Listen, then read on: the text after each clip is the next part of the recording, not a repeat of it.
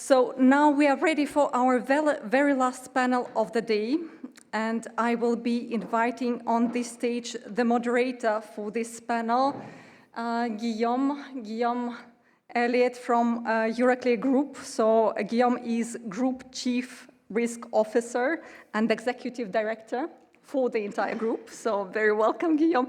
Guillaume is also our former Vice President, well, still Vice President for one day. So tomorrow, indeed, we will be having the elections, and unfortunately, we'll need to be letting Guillaume go. But thank you for all the service to ECSDA, Guillaume. And so we will also be able to invite, yes. And we will also be able to invite the panelists for this interesting panel, the panel about the geopolitical impact on post-trade. So Kevin Sampson, President of the Canadian CSD, Mathieu de Hering, Global Head of Business Development, Capital Markets at Montran, Anne-Pascale Malréchauffé, Managing Director, Clearstream, and Guntram Wolf, Professor at the ULB University of Brussels. Thank you. So, Guillaume, the floor is yours.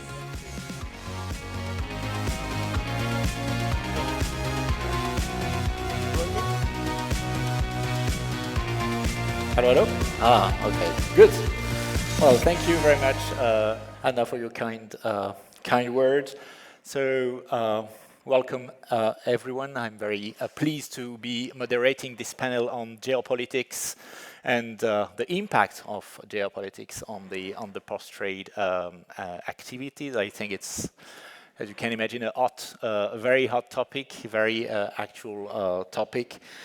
We are the last panel of the day, if I understand correctly. So we have also this challenge to, keep the tension in the audience. So the topic will probably help us doing so. So it's very clear that we are getting in time of profound geopolitical, I would say, transformation, not to say tensions, trade tensions, economic sanctions, reshaping of alliance, a rise of nationalism. All of this is increasingly important in the landscape, and of course the post-trade sector is increasingly being tested by geopolitical development. So I suggest today that we'll look at this topic in 3 chapters. I would say the first one would be more macroeconomic kind of chapter, looking at what are the economic consequences of this situation and the consequences on your business as well. The second chapter would be more on the risk aspects. Are there new risks emerging from these situations, and how do your organization cope with this new reality, and how do you make sure that you bring also resilience going forward? And I would like to maybe open a third chapter on innovation. I mean, maybe to also conclude on a more positive note, how to innovate in such a volatile and difficult world, because all of us, all our industry, we are also in a journey of deep transformation, of innovation. So how do we, I would say, balance a little bit this situation? So with me, I have 4 panelists, so starting from my left, yeah, okay, left this side, right, okay. So Kevin Sampson, you are president of the Canadian CSD, member of the Toronto Stock Exchange Group, so we'll have the view of a exchange group and a CSD. Mathieu de Hering, you are Global Head of Business Development at Montran, so payment and services and securities. We have Anne-Pascale Malréchauffé, Managing Director and Global Managing Director at Clearstream, sorry, so if I say something wrong, just correct me. And we have the luxury of having with us a Professor of Economics at ULB, Guntram Wolf. Maybe before jumping into the discussion, I don't know. We have probably one or two questions in Slido. I don't know if well, you're probably used to have these questions in the application. I don't know if we have them, but if we have them, it could be a good start for the discussion. Okay, here they are coming. So the first question would be a little bit about what are the impact of geopolitics on your industry?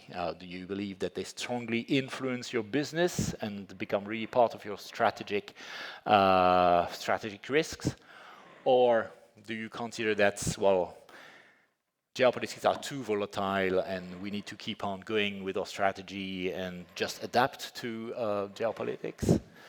Or do you pay absolutely no attention to geopolitics? Well, I'm not expecting a lot of response on the third option, but still, yeah. It was to have three, you know. I thought it was better to have three answers than only two, you know, not to be too binary. But well, at the end, the result, it's a little bit binary, but much more interesting, as we see that geopolitics is really a topic that most of you are considering as a key topic and a key strategic topic for your institutions. So that's good for our discussion going forward. So maybe if we can look at the second question on your Slido. According to you, what is the top geopolitical risk for the post-trade industry? You have just one choice. Is it geopolitical fragmentation? Is it trade restrictions, sanctions? Is it cyber and disruptions, technical disruption? Or is it regulatory and political uncertainty? Well, there's more debate here, so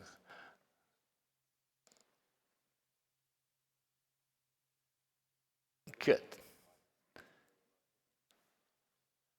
So that's good to see that. Well, trade restrictions is not something that you consider as a top risk, but we see that cyber disruption and sanctions, of course, are the I would say the two top risks that you are considering. It's good because this would be topic that we would be talking about. So it's good to see that we'll be able to shape the discussion around also this topic. So maybe to open the first chapter on more economic stance. And maybe starting with the professor of economics, obviously. So what are the economical impact of the situation in which we are from a geopolitical perspective? It seems to me that we are heading towards, I would say, more fragmentation, less Europe. But is it a bit basic to say that, or is it more, I would say, maybe you can give a broader view than only these elements? Well, first of all, thank you so much for the invitation. It's great to be here.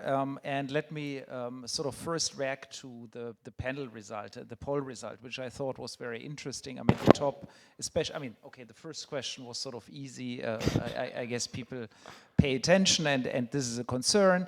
But the second one is interesting because it really, the top two results, if I saw correctly, were about indeed cybersecurity and the impact on the infrastructure, as well as sort of the geopolitical fragmentation around different trading blocks or different blocks. Yeah, and I think this is really what we are seeing at the moment. We are seeing major risks, cyber risks, hybrid risks that are occurring every day around us. And this is actually, to be honest, not so, I mean, it's been going on for a while, but it's been really coming to the attention only in the last, I would say, 2 years, right? I mean, a few years ago, it's been there. We've seen hybrid influence operations throughout our economies, but now it's really visible and people really realize, okay, there's drones at the airports, there's coordinated cyber attacks. The drones at the airport happen when there are political discussions in Brussels on sensitive issues, etc. So I think people are sort of realizing that something is happening and that something is quite worrisome. And I had a piece a few years ago in 2019 exactly on hybrid threats and the impact on the financial system. And it wasn't my sort of smartness to already at the time write about it. It was actually thanks to the Finnish presidency of the EU at the time. The Finnish presidency of the EU, of the Council, asked me to write about hybrid attacks and the financial system. And I got this in 2018, literally this call from a finance ministry official. We have to talk about deep sea cables and what it means for the financial system. I'm like, what do you mean deep sea cables and the financial system? Well, now we all know what they meant at the time, right? So yes, I do think the impact is significant. I do think we have to worry about physical attacks on the infrastructure and physical combined with social media attacks on core infrastructure projects. I'm equally worried, I have to say, about the integrity of the global financial system, and that's a more sort of long-term development where I do see that basically the infrastructure, even if it is a private infrastructure by private companies, will be strong-armed by basically rival blocs. The Western bloc, the US, and of course also the Chinese bloc, into sort of making sure that this becomes their system, and that will tend to fragment the global financial system. And so I think that's a little bit more difficult to see, because obviously the dollar and certain currencies remain dominant and will remain dominant for some time, but the pressure is there. And you see how certainly Russia and China build their alternative infrastructure systems, and certainly you see also worries in the in Europe about weaponization from the US administration vis-a-vis European players. So I think all of this is really top of the agenda. Is it easy to quantify? No, not at all, but it's visible. I was coming to that because you were mentioning that, well, people are now realizing really the impacts, and with the drones, coming over Belgium, we have this very physical, understanding of what it means. But how do the markets react to that? Because we have the feeling that the markets today are more interested in innovation, AI, maybe credit bubble, etc. But where is the geopolitical priced in the markets today? Well, I mean, it's not always easy to identify what is exactly moving a market, but certainly you see it when individual companies are attacked. Then you see it in the markets. You see it at the system level, perhaps in countries that are particularly exposed. So I'm having a debate to what extent the spreads, even sovereign spreads that we are seeing for the Baltic countries, for example, can be justified by economic fundamentals, or rather reflect these kind of geopolitical risks. I think there's certainly something in the latter to it, but really to pinpoint it exactly in a causal way, I mean, economics is always trying to be very careful in what exactly we can say, but certainly I think there are some tendencies there. Thank you, Guntram. Mathieu, how do you react to that? And maybe from your perspective as global head of business, do you see any kind of impact of the current situation on your own development, on your own business? I personally thank you for the opportunity to speak here. I would split it into two perspectives. I think in the longer term, we see that a lot of market infrastructure solutions, and CSDs in particular, are the vehicle for making sure that there is long-term capital allocated to long-term infrastructure investments. I mean, that's the name of the game, right? Yeah. And that in turn, and I speak under the control of the professor of macroeconomics here, is dependent on having a certain level of political, macroeconomic, and geopolitical stability. So obviously, in terms of like the longer term plans, that is one component that isn't necessarily, the most positive, right? At the same time, it is a matter of where are those assets allocated and whether they're allocated to one sector of the economy versus another, to one country, to bring it back to the EU, rather than another, is also dependent on that long-term plan. Now, in terms of the shorter-term business aspects and our day-to-day and our relationship with our clients, we do not see that as headwind. What I would say, and maybe we'll come to it later in the conversation as well, is that does determine some of the technological choices and some of the focus, I would say, specifically on compliance and other aspects which might not have seemed as core as maybe settlement optimization or some of the things that would have been discovered at conferences such as these 10 years ago. That is now considered to be perhaps expected to work, but now let's focus on making sure that these newer problems, which have become more boardroom level problems, are addressed. And obviously we as a solution provider are making sure that our technology or that of the partners we work with is able to answer those particular prerequisites. Yeah. Thank you. And Pascal, maybe you want to react to that? What is the how do you feel Clearstream in this landscape? Are you optimists or pessimists, or do you feel more vulnerable than before, or more well positioned? Well, you want the marketing answer or the? No, true, a real one. So you can do a bit of marketing, but not too much. On the more credible one. Well, I do not see Clearstream as more vulnerable than before, but certainly we are more conscious about how fast we need to adapt to operational complexities that arise from a geopolitical event. And if we look back at a number of past events, and we can go back to, I cannot go back earlier than 2008 and the financial crisis, but we had the 2019 COVID lockdown, and of course 2022 with the war of aggression of Russia against Ukraine. What we have observed is that with each of these crises, operational complexities have been exacerbated by a novel situation. And I want to be very concrete here. If we take 2022, 2023, Europe has decided to designate the Russian CSD and subject it to sanction. Never before Clearstream had been confronted to a situation where it was operating in a market, it had established settlement links in a market that was suddenly targeted by sanction. We are not alone, but and in turn, and similarly, and it was linked obviously, never before had we ever been exposed to a countermeasure by that country that was subjected to this sanction. And that was completely novel to us.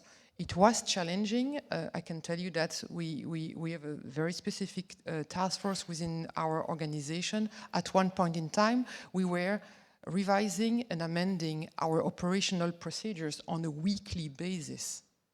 To the point that we had to create a deviation memo process so that our statutory auditor could still work on us, because we had so many different things that we needed to go for. So again, it was challenging, but we managed to stabilize it, and eventually we managed to work with this new set of conditions. Why? Because I do believe that as global infrastructure, we are used to have a footprint and to operate in many different parts of the world. We are used to different countries. We work in central bank money and commercial bank money, different tax regime, different asset servicing standards, and certainly different geopolitical context is nothing that we have not seen before. And so to your question, I dare to say that after 50 years of operation, yes, I think we've done a quite decent world, and we are equipped to navigate that VUCA world. Optimist?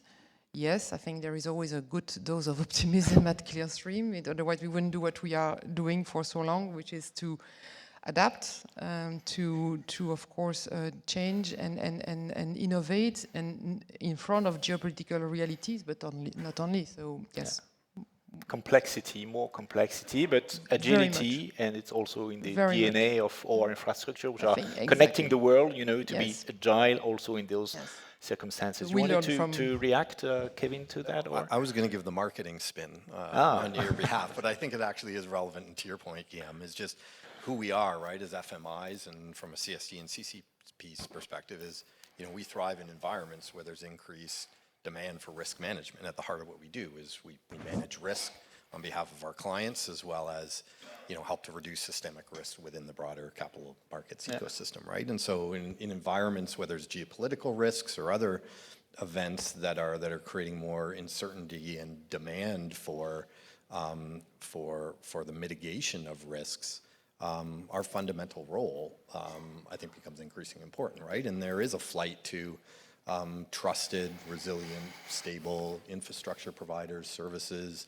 sectors of the market, as Mathieu indicated as well, right? And so I think in these kind of environments, organizations such as CSDs, CCPs, and others become that trusted advisor for the street, where there is that stability, that certainty, that resilience that the market relies on. That's an excellent hedge for second chapter. I mean, we have set the scene a little bit by the economic perspective, but from a risk perspective, as you mentioned. So do we see new risks stemming from this situation?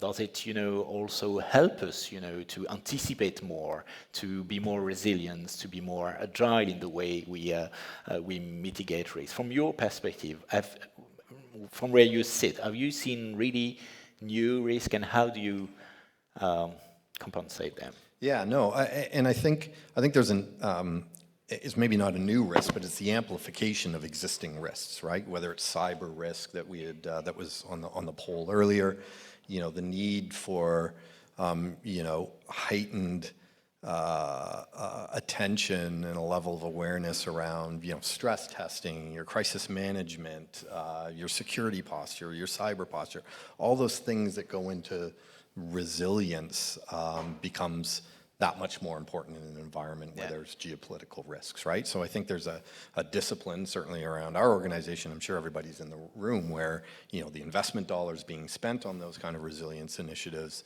and the resources and the thinking certainly is a lot more than it was in the past. There was also another mention of, I feel with increased geopolitical risks, there is, it creates greater interdependencies across the ecosystem, right? And what I mean by that is, the increasing dependencies, the potential of the propagation and the amplification of risks through those different interdependencies, whether it's from FMIs to their clients, to their third-party, fourth-party service providers. Everybody's interconnectiveness, I feel, is a lot more heightened than it has been in the past, and I think some of that's being driven by the political and geopolitical environment.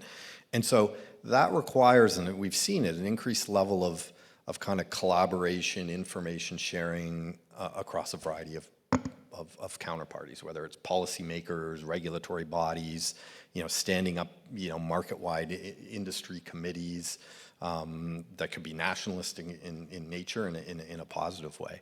So there's an element of that. A couple others I'll touch on, then I'm sure others will have comments.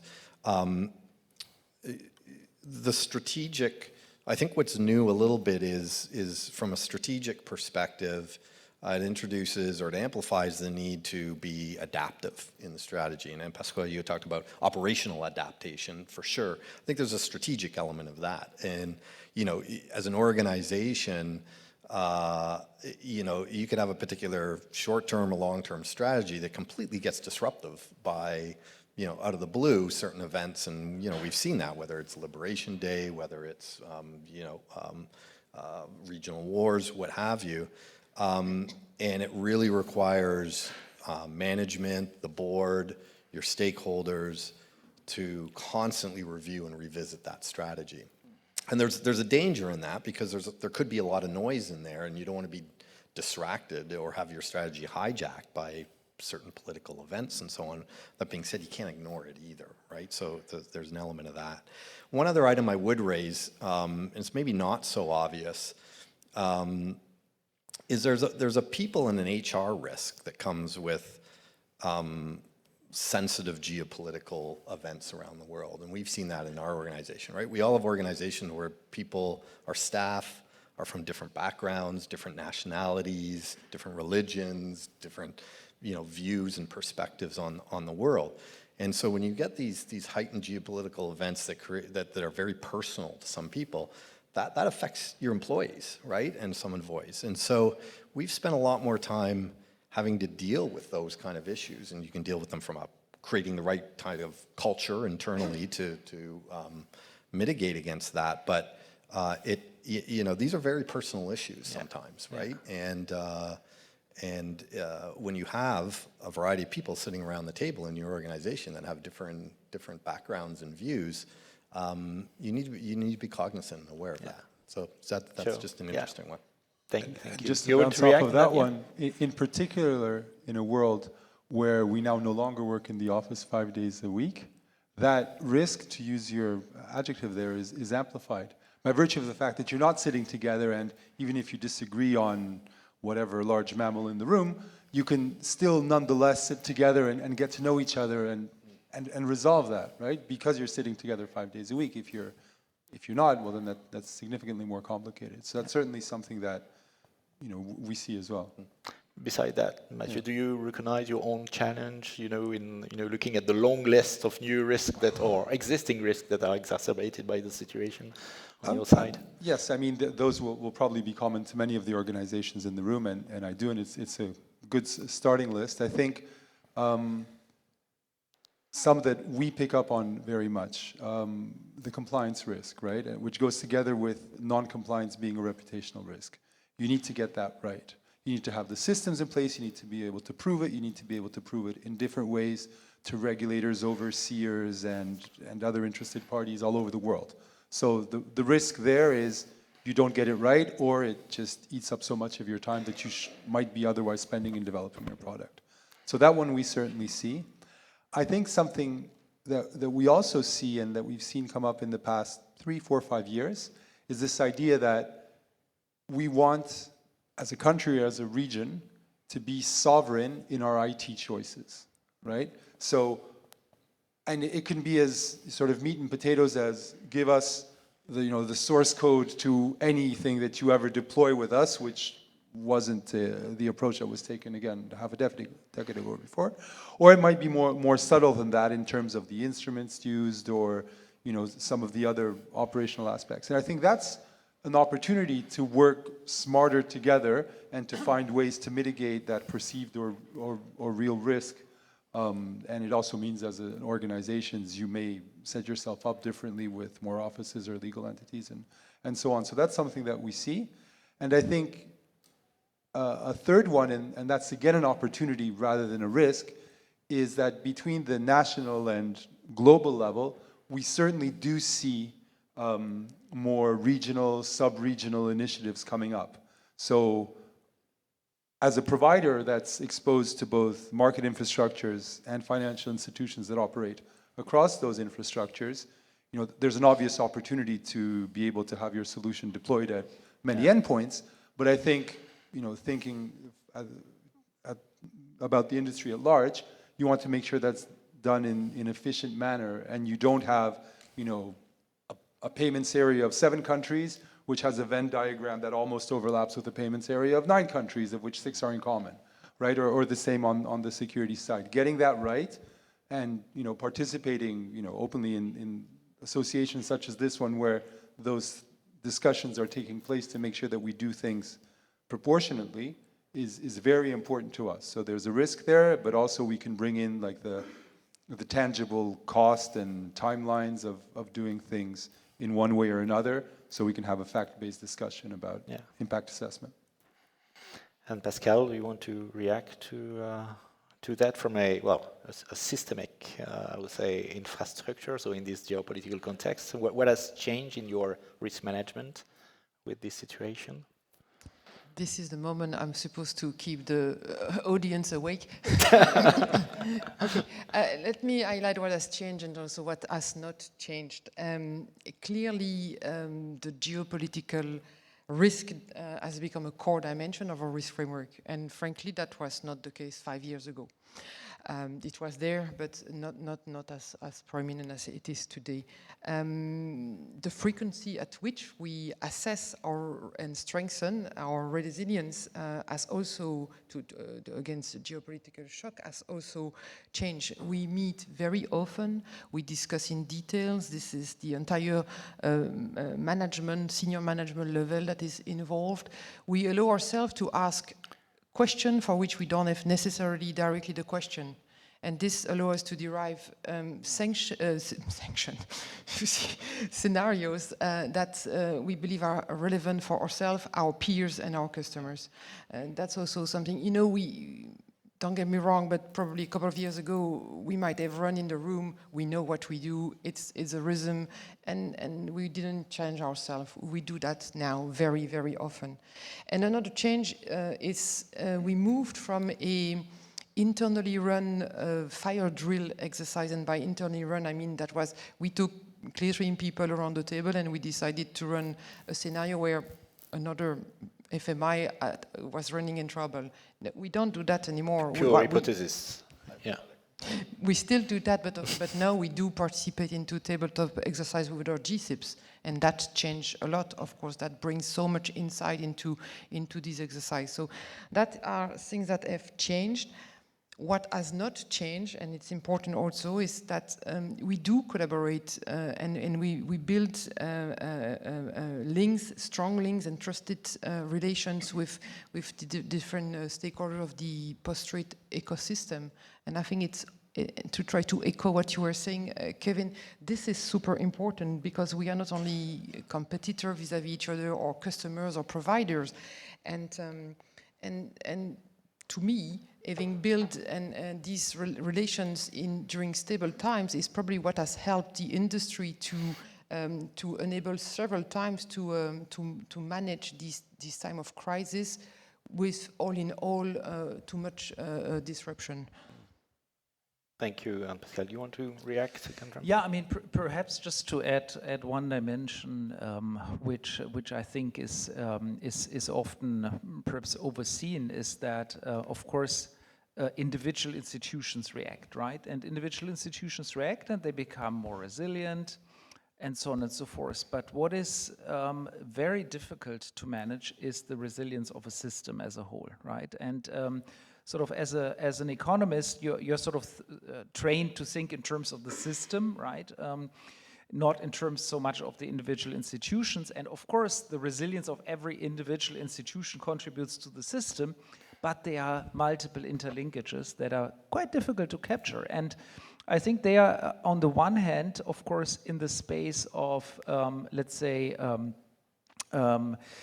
pure financial linkages, yeah, so this is the standard stuff that financial supervisors look at. What if this system goes down? Do we have a backup system somewhere else? So this is what the job of financial supervisors is. But there are interlinkages also at the security level, right? And so think about software, right? I mean, so you have a specific security software that perhaps 5 different firms use, right? And so suppose that software gets compromised, well, very quickly you have a systemic issue. And so what we found in our research is really that Europe is particularly exposed to this, the last thought on this. And why is it particularly exposed to this? Well, basically because on the financial side, we have a relatively well-functioning supervisory system, we have European supervisors, et cetera.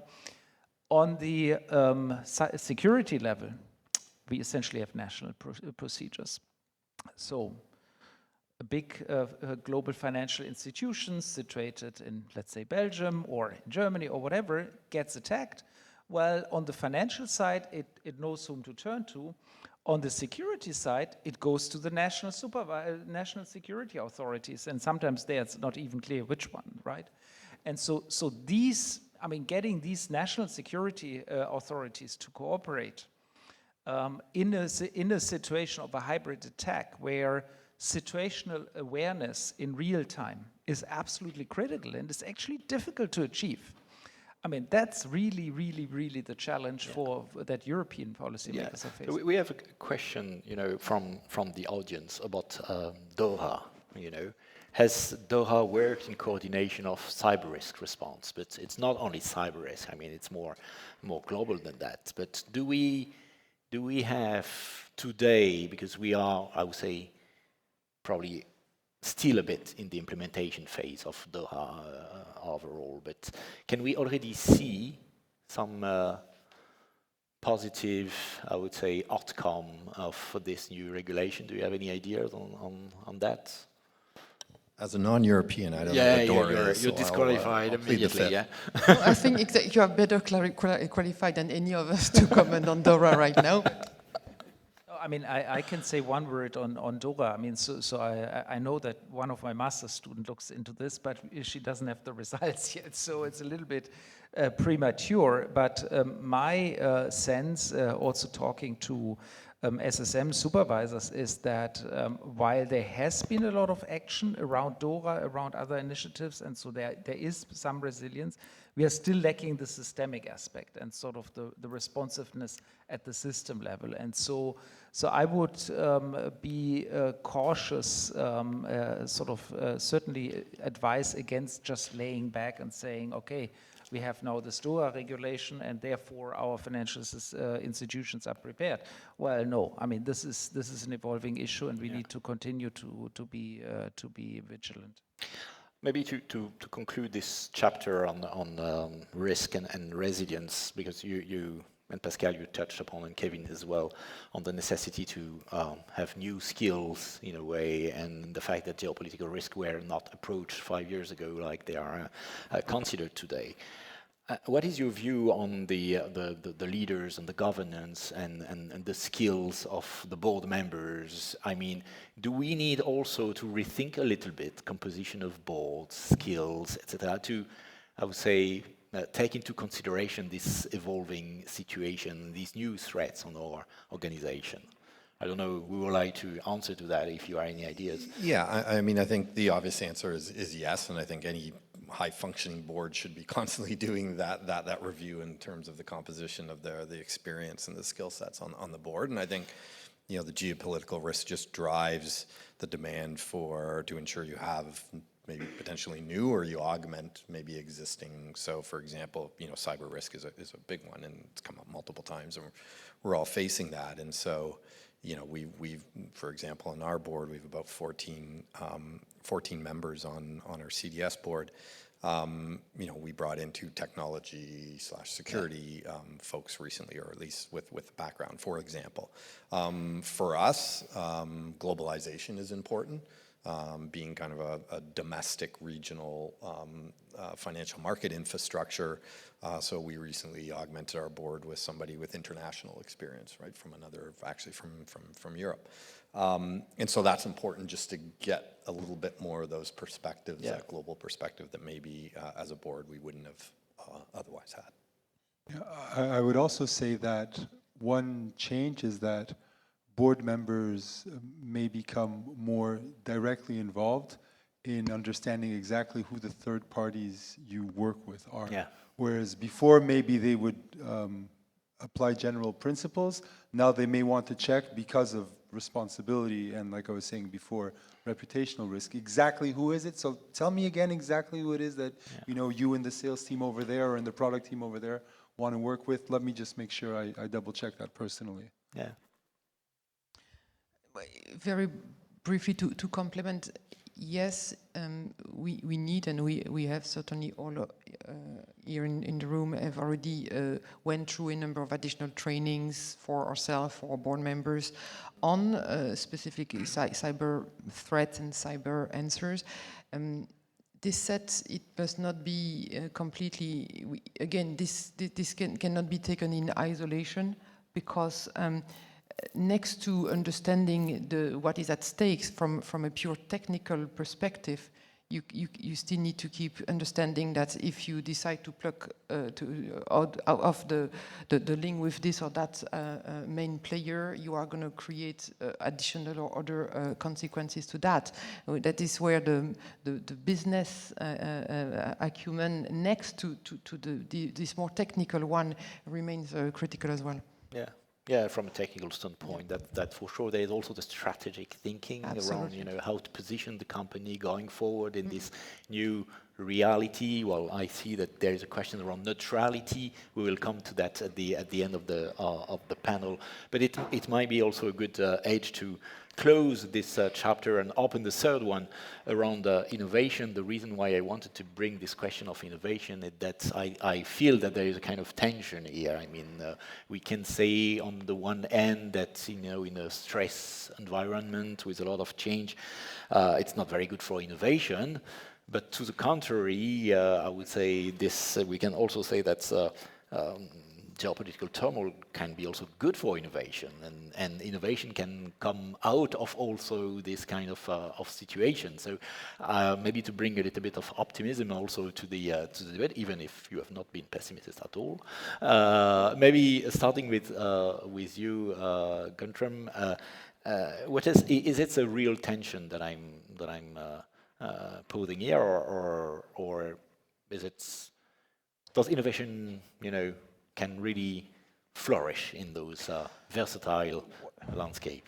Well, I mean, let's say at sort of the broadest philosophical level, I would say innovation usually thrives in times of competition. I mean, competition is basically good for innovation, and systemic competition is also driving and pushing innovation. That's for sure. I mean, if China works on, let's say, open source AI, of course that puts enormous pressure on all the other AI companies in the West to really become even better, right? And vice versa. So at that general level, I would say yes. And in a sense, if you wish, there's even some work arguing that Europe historically has been so successful because we've had so much competition on a small continent, right?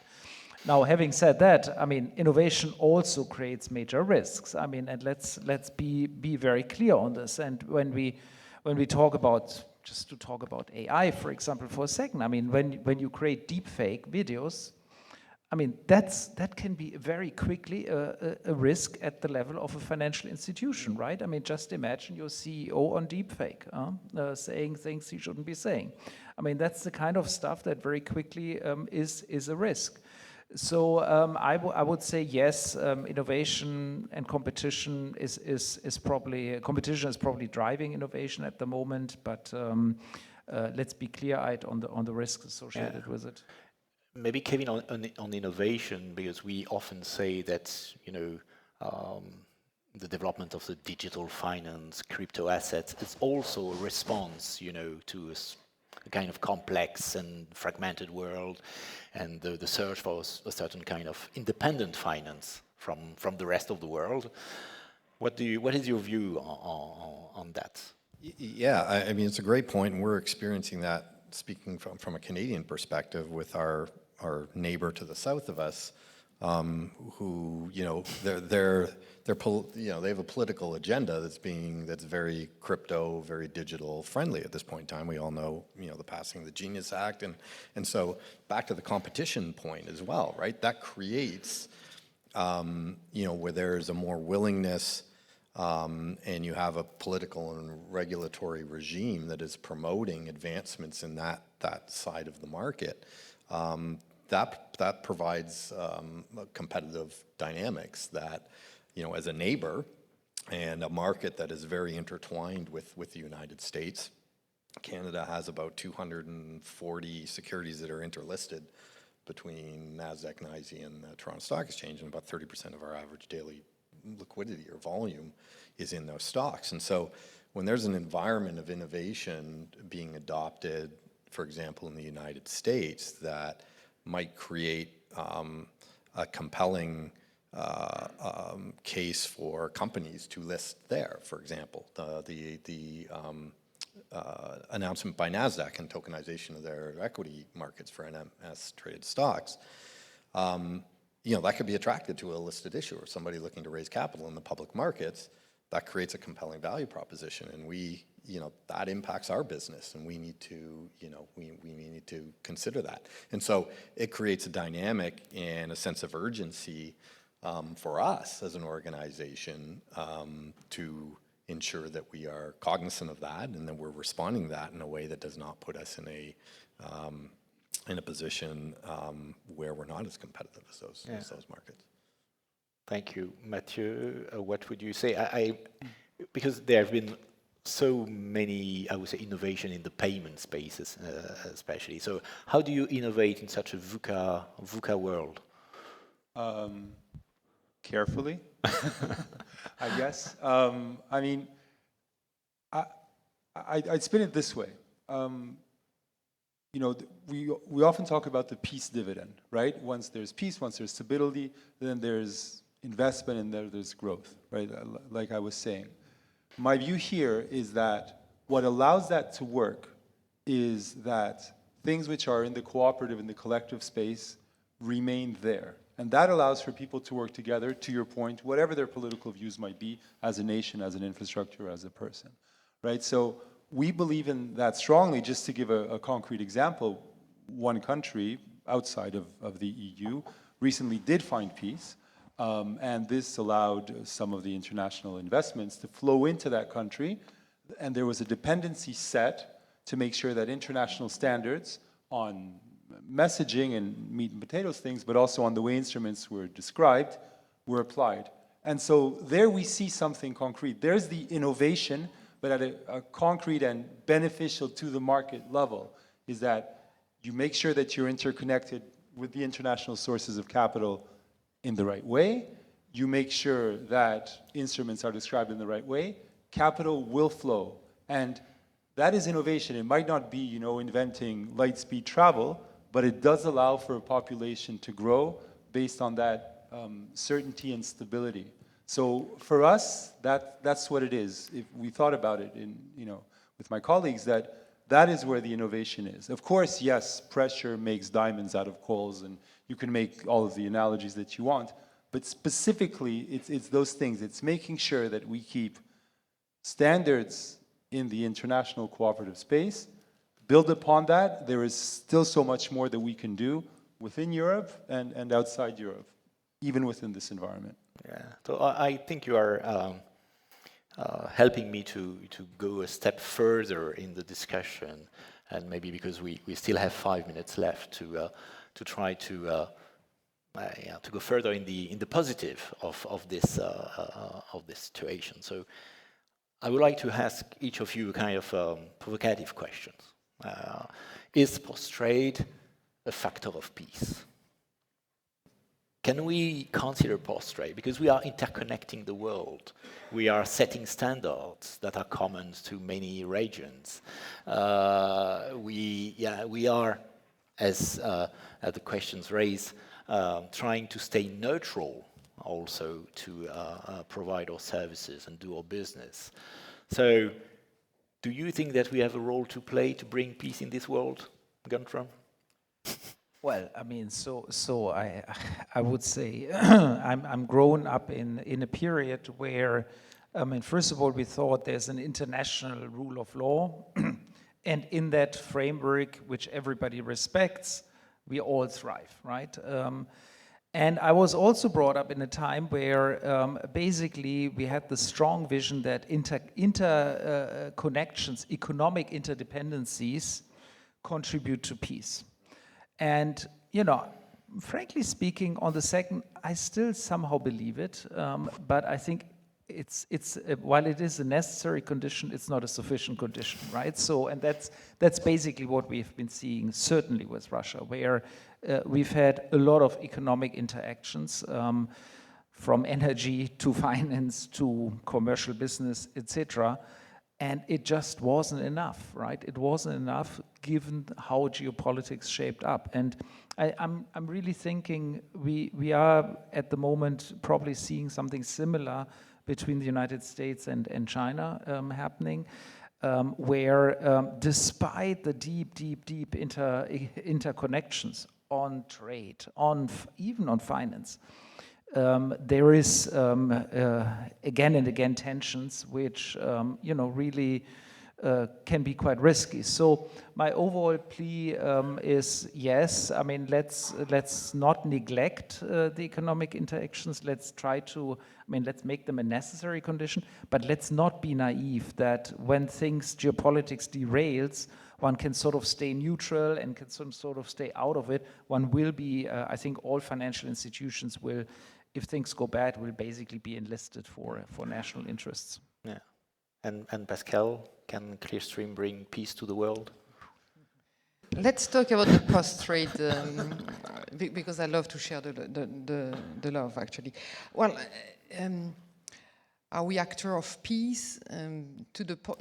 If we all believe that we are there to strengthen the economy and the financial market in Europe, yes, to a certain extent, because with a strong economy comes at least social peace, definitely. On the neutrality point, for me, let's face it, the ship has sailed in terms of instrumentalizing market infrastructure. So since Gunton, you went for a plea, I will go for my own. Let us not forget, and Verena Ross mentioned it this morning again, that we are the silent engine, maybe silent, but still the engine that remains essential to financial stability and economic growth in Europe. We keep the economies running, all of us here in this room, and I don't try to put a pat on ourselves. This is just a reality. This is a technical reality, amongst other things. So my plea is, as intermediaries, because this is what we are as well, CSD should not be exposed to investment risk that have been taken by the investor themselves. What do I say? Why do I say this, and what do I mean is, as long as ICSDs and CSDs operate in accordance with European and international rule, they should be protected, and this protection should be assured and explicitly set into the regulation. We should go a step further than what the Article 43 of CSDR is telling us. That's something we need to take into account. Otherwise, the effective functioning of the European financial system will be at risk. Mathieu, your 2 cents on the piece? Yes, I think is the answer to your question, and I think you're right. It's necessary and not sufficient. But if I think back to after the Second World War, a lot of the Marshall Plan investments flowed into Europe through some of the institutions which are on stage with me now. And that is an instrument, if not of creating the peace, but of, again, I think this is important, generating that peace dividend. So that doesn't mean that factors which are outside of our control, like you were saying, come into our control, but that's the bit that we, I think, as an industry can be responsible for. And my plea, since we're all giving out pleas here, is firstly, like I said, to make sure that international standards stay in the cooperative space.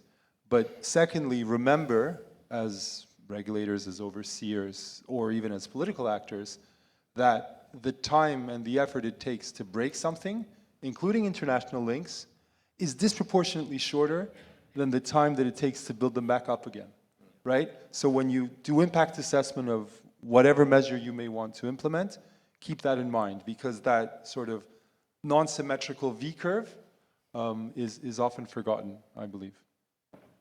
Thank you. I think it's all been well said. I think we'll all be lobbying for a Nobel Peace Prize pretty soon, right? Together with your neighbor to the south. Hopefully with better success. Excellent. On this very positive note, well, we had a series of questions, but I think we have covered many of them already. We mentioned the impact of Doha and the coordination in Europe. We have also discussed the neutrality. We've just discussed that. We have also mentioned cyber risk, the dependency to a service provider, a cloud service provider as well. Should CSDR not be better enforced to ensure more price competition and lower prices, yes, that's also probably a question that could have, you know, been raised at the precedent panel. So I think we can probably close the discussion here, except if there is in the audience some burning question that you want to ask to our panelists. You have one, but you don't dare to ask. Okay. So if not, I think we have done quite well, given the fact that we were the last panel of the day. Thank you very much for your very insightful reactions, comments, and very candid response. So very, very happy that we could have this discussion together. So I think you all deserve a big round of applause. Thank you very much.